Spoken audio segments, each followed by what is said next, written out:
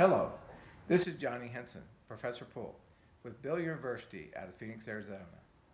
Today, I want to talk to you a little bit about Shane Van Boening and a lot of the mechanical things that he does with his stroke and with his game that if you mimic those, it will definitely help take your game to the next level.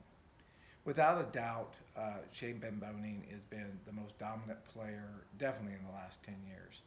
And he is just a phenomenal, phenomenal player. Like 5 U.S. Opens and numerous national titles. He just is amazing. With that being said, we'll kind of start at the beginning of the game, and that way, you can kind of get a feel for what you're watching.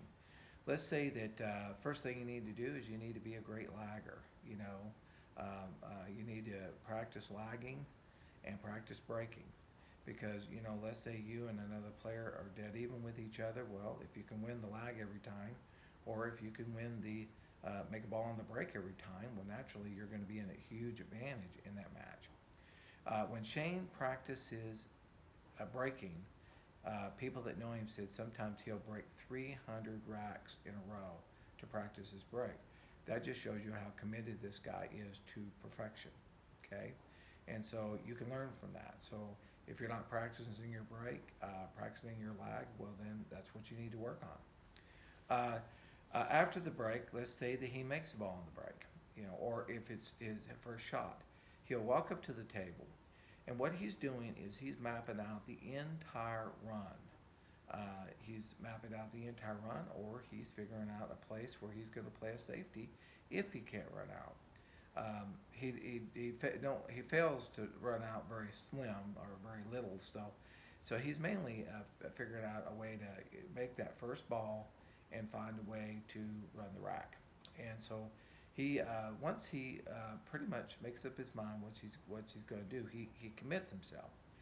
And the reason I know he is very committed is I have watched him a few times where in the middle of a run, he's not planning on bumping a ball, or he'll bump into a ball and he'll send his cue ball to a place he did not plan.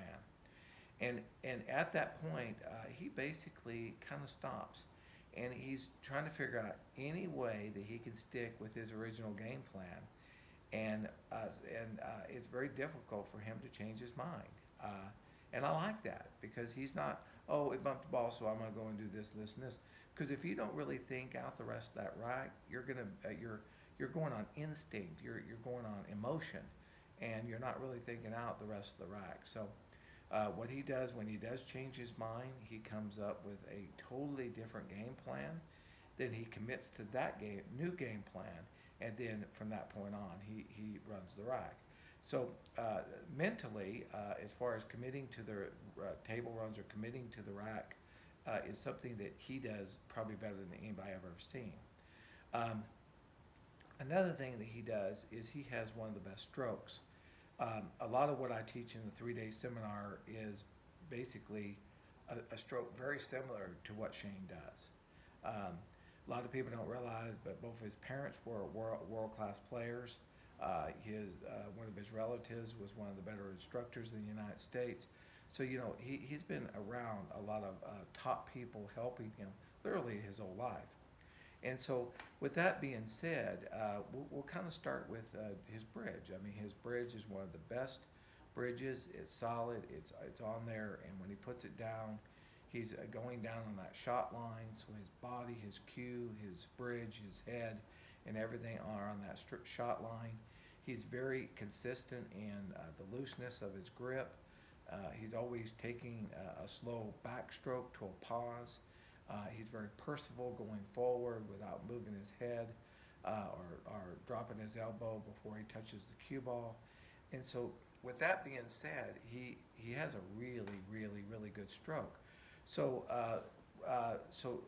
when you're watching Shane and you want to help your game, you need to kind of look at what he does from the time he breaks the balls to the time he commits to the run to how he drops down on each one of those shots very percivally, with his mind committed. and even up to the 8 ball, I see the commitment in the way he shoots. Let's say a straight in 8 ball, is he's still going through a lot of his standard operating procedure, even on what a pro would consider a pretty much an easy shot, because in his mind, um, that ball's not in the pocket until it's in the pocket, and a miss here and a miss there costs you a match. And at a pro level, you get very little forgiveness. And so anyway, watch Shane, watch how he runs the racks, watch the little things that he does with his stroke, and if you do that, I'm sure that Shane will help your game. And I just want you to know that I want you to improve your game. And so good luck to you, and good shooting.